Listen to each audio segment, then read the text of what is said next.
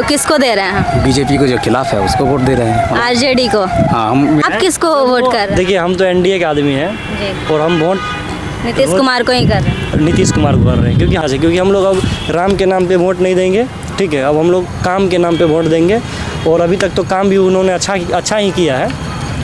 अरे नेता लोग का कोई ठिकाना है?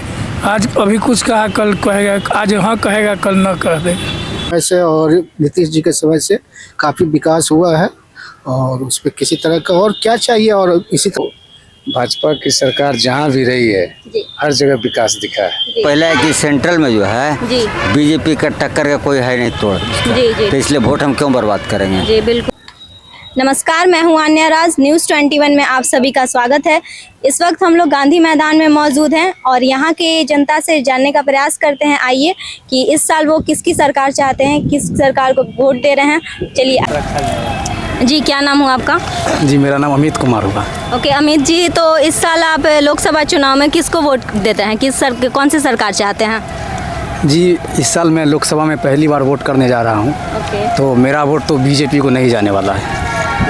तो किसको दे रहे हैं? बीजेपी को जो खिलाफ है उसको वोट दे रहे हैं। आरजेडी को? हाँ मेरे यहाँ से तो आरजेडी अपना कैंडिडेट उतारेगी, तो हम लोग आरजेडी को ही वोट करने वाले हैं। अच्छा, आपके यहाँ से आरजेडी कैंडिडेट उतार रही है, मीन्स इसका मतलब कि जो महागठबंधन जो है, जो इंडिया पार्टी बना है, तो हम लोग का उजियारपुर लोकसभा सीट है, समस्तीपुर से हम लोग बिलोंग करते हैं। तो उजियारपुर से लोकसभा कैंडिडेट आरजेडी का कैंडिडेट वहाँ से उतरने जा रहा है, तो इसलिए हम लोग आरजेडी को वोट करने जा रहे हैं। अगर आरजेडी की जगह कोई और पार्टी होता है इंडिया पार्टी से, तो उसको वोट करते। जी। तो अमित जी नाम बताए ना अमित जी, मैं आपसे पूछना चाहूँगी, जैसे तेजस्वी जी जब आए थे इस लोकसभा चुनाव में, तो उन्होंने काफ़ी रोजगार लोगों को दिलाया था।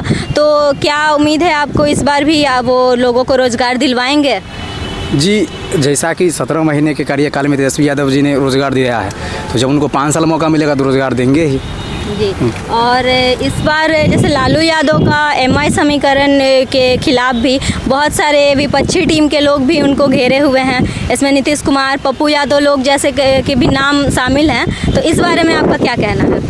जैसे लालू यादव तो खुद विपक्ष है, तो इसमें विपक्षी क्या विपक्ष है तो पप्पू यादव जी को टिकट क्यों नहीं दिया? इस कारण से तो मुझे भी नाराज़गी है, जिस कारण तो मैं तो 2 दिन पहले का बात बता रहा हूँ। मैं सोच लिया था जो नोटा को वोट गिराऊंगा इस बार। पप्पू यादव को बिल्कुल ही पूर्णिया से टिकट मिलना चाहिए था। उन्होंने बहुत मेहनत किया है वहाँ। कोरोना काल में भी उन्होंने काफ़ी समर्थन अपना दिया है लोगों के प्रति। और अभी भी मुझे लगता है अभी भी मौका है आरजेडी को परिवार की राजनीति नहीं करके वहाँ से पप्पू यादव को टिकट देना चाहिए। आरजेडी में बहुत बार ऐसा देखा गया, बहुत ज़्यादा हद तक जो अपने परिवार के कैंडिडेट को ज़्यादा होता है। अभी इस बार भी देखिए उनके परिवार से 4-5 कैंडिडेट है और ये गलत है। आप किसको वोट कर रहे हैं? देखिए हम तो एनडीए के आदमी हैं और हम वोट नीतीश कुमार को ही कर रहे हैं। नीतीश कुमार को कर रहे हैं क्योंकि हमारे तरफ से नीतीश कुमार की पार्टी के जो हैं कभी देखे नहीं है दिलेश्वर कामत को। सुपौल मेरा घर हुआ, कभी देखे नहीं है दिलेश्वर कामत को, लेकिन हम लोग जो है ना मोदी के नाम पे वोट दे देते हैं। और वैसे भी विधानसभा में तेजस्वी को थोड़ा लाइक करते हैं, लालू को नहीं, तेजस्वी को थोड़ा लाइक करते हैं क्योंकि उन्होंने रोजगार दिया और उन्होंने नहीं दिया। लालू यादव को आप क्यों नहीं पसंद करते हैं? तेजस्वी उनका कुछ जो कार्यकाल रहा है ना वो बहुत गंदा ही रहा है, घटिया, जो कि हमारे पूर्वज लोग बताते हैं। इस तरीक़ा से वीडियो फोटो दिखाते हैं तो उससे लगता है जो नहीं, इसका मानसिकता जो है ना वो लड़ाई झगड़ा करने वाला है। और बिहार का जो विकास जो है ना इसी में रुका हुआ है। जो यहाँ का जो भी नेता है वो क्या करता है ना, जो राजनीतिक जातिवाद का राजनीतिक करके हम लोग को सबको आपस में लड़ा देता है और खुद जो है ना अपने बेटा को, बेटी को, चचा भतीजे सबको जो है टिकट देके अपना खड़ा कर देता है। और हम बीजेपी से इसलिए खुश हैं कि उन्होंने मानते हैं, उन्होंने बोला था 15 लाख रुपया देंगे, 2 करोड़ रोजगार देंगे, ठीक है, राम मंदिर बनाएंगे, 370 का धारा हो या कुछ भी हो।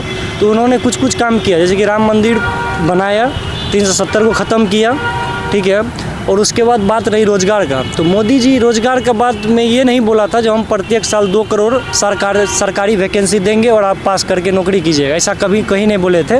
उन्होंने बोले थे रोज़गार की बात, और उन्होंने मेरे हिसाब से उन्होंने 2 करोड़ रोज़गार नहीं, उन्होंने 10 करोड़ से ज़्यादा रोज़गार दे दिया है। जो रोज़गार का बात करता है ना वो रोज़गार दिया है, लेकिन हम लोग कायर हैं जो रोज़गार को पा नहीं पाए हैं, इसलिए क्योंकि सबको चाहिए सरकारी नौकरी। ये असंभव बात है पूरा इंडिया में, चाहे हम प्रधानमंत्री हो कि मेरे भाई साहब जो आरजेडी के समर्थक हैं अमित जी, चाहिए हो कि, और बात ये रही जो तेजस्वी जी जो नौकरी दिए हैं 17 महीना में, मानते हैं उन्हीं ने दिए, वो अपना क्रेडिट ले, अच्छी बात है।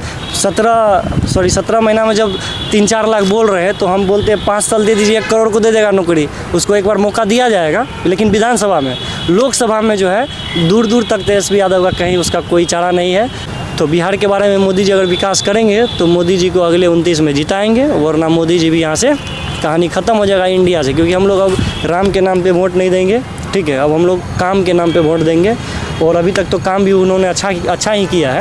आपके नज़र से इस बिहार में रोजगार की क्या स्थिति है? बिहार में रोजगार कहाँ है? सब तो भटक रहा है, देखते हैं लोन में। तो सरकार से इस रोजगार के लिए आप लोग को कुछ कहना है? सरकार किसी का बात अब तो देखिए सुनेगा लोग, इसलिए कि बिहार और केंद्र एक सरकार हो गया। जैसे कुछ लोगों का ये भी कहना होता है कि इलेक्शन के टाइम पे सरकार बहुत सारे वादे करते हैं, वैकेंसीज देती हैं कि आपको ये दिलाएंगे, वो दिलाएंगे, सुविधाएं प्रोवाइड करवाएंगे। इलेक्शन के बाद फिर वो अपने वादे से मुकर जाते हैं। इस बारे में आपके क्या राय है? अरे नेता लोग का कोई ठिकाना है? आज अभी कुछ कहा, कल कहेगा, आज हाँ कहेगा, कल ना कह देगा, हैं? जी। आज जाओगी तो बोलेगा हाँ हाँ पिंकी तुमको पहचानते हैं। क्या नाम बोली अपना? जी, मेरा नाम आन्या राज है। अन्या राज। तो कल कह देगा नेता लोग कि नहीं हम नहीं पहचानते। तो मोदी, जैसे कि मोदी सरकार काफ़ी आपको सुविधाएं प्रोवाइड करवाए हैं, सब कुछ फ्री किए हैं, गैस फ्री किए, बिजली फ्री किए हैं। तो मोदी सरकार तो ऐसे नहीं है, मोदी सरकार तो अपने वादे पर खड़े उतरते हैं। हाँ सही बात है। तो इस बार आप मोदी सरकार को वोट कर रहे हैं, बीजेपी को? हमेशा देते हैं वोट उसी को। ठीक है, धन्यवाद सर। तो इस साल आप लोकसभा चुनाव में किसको वोट कर रहे हैं? जनरली है एनडीए को। एनडीए को सपोर्ट कर रहे हैं। चिराग पासवान जी ने अपने कई उम्मीदवार भी घोषित कर दिए हैं, और इस बारे में मतलब एनडीए को से आप बताइए कि एनडीए से आप क्या क्या सुविधाएं चाहते हैं, क्या उम्मीद है आपको उनकी सरकार से? एनडीए पिछले 10 साल में मोदी जी के समय से और नीतीश जी के समय से काफ़ी विकास हुआ है, और उस पर किसी तरह का और क्या चाहिए, और इसी तरह से विकास होते रहना चाहिए। बहुत ज़्यादा अपेक्षा नहीं करते हैं सरकार से। हाँ, जॉब की थोड़ी सी दिक्कत है, जो कि होना चाहिए और कुछ होना चाहिए। हम लोग तो करेंगे मोदी जी को करेंगे। मोदी जी को। और मोदी जी से किन किन सुविधाएं की आप उम्मीद करते हैं? देखिए, अगर एक बात अगर देखा जाए तो भाजपा की सरकार जहाँ भी रही है जी। हर जगह विकास दिखा है, जी। समझे ना। वो आधुनिक युग के लेवल से जो होना चाहिए, जो दूसरे देश में जो आजकल जो विकसित देश है उसके हिसाब से हमारा इंडिया बहुत आगे गया है, बहुत आगे गया है। बिल्कुल सही बात है। तो ये चीज़ को देखते हुए एजुकेटेड आदमी अगर चीज़ को समझता है, बाकी सब लोग को नहीं समझ में आएगा। आप इस साल किसको वोट देना चाहते हैं? बीजेपी को दे रहे हैं। तो बीजेपी से आपकी क्या क्या सुविधाएं आप चाहते हैं बीजेपी की सरकार से? सुविधा तो बात करती है, पहला है कि सेंट्रल में जो है जी। बीजेपी का टक्कर का कोई है नहीं तोड़। जी जी। तो इसलिए वोट हम क्यों बर्बाद करेंगे? जी बिल्कुल। क्योंकि इंडिया गठबंधन जो है कि उसके आगे नहीं सकेगा, बीजेपी के आगे इंडिया गठबंधन नहीं सकेगा। लोग आपस में एक मत नहीं है। पहले नीतीश जी टूट गए जो इसका संजोग किए थे, और उसके बाद रख के उनका केजरीवाल साहब अंदर चले गए। जी। तो इसलिए कोई फ़ायदा नहीं वोट बर्बाद करने का, जो होगा देखा जाएगा, उन्हीं को दिया जाएगा। जैसे सुधीर जी का कहना है कि महागठबंधन एक तरफ है और मोदी जी एक तरफ हैं। अगर पूरी सरकार भी मिल जाए तो मोदी जी को नहीं हरा सकती है। इसलिए वोट क्यों बर्बाद करें अपना? सही जगह। सुधीर जी, इस बार रोजगार की क्या स्थिति है बिहार में? आप रोजगार के बारे में कुछ कहना चाहते हैं सरकार से? रोजगार तो सही मिल रहा है, रोजगार का सही डेवलपमेंट है। अब इलेक्शन ही सही, इलेक्शन के टाइम में ही लोग रोजगार का घोषणा करते हैं, लेकिन सही हो रहा है। फिर तो 4 साल नहीं होगा, फिर तो इलेक्शन के टाइम में ही कुछ होगा। इलेक्शन के पहले कुछ होने नहीं आ रहा है। अभी जितना बहाली होना हो जाएगा, यानी फिर होगा। फिर चूँकि विधानसभा का भी इलेक्शन 2025 में है, तो अभी रहेगा।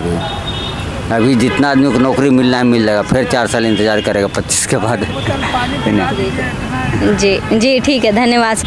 तो कैसी लगी आपको ये जानकारी कमेंट सेक्शन में ज़रूर बताएं, और अगर आप इस चैनल पर नए हैं तो चैनल को लाइक और सब्सक्राइब करें और ज़्यादा से ज़्यादा लोगों में शेयर करें। धन्यवाद।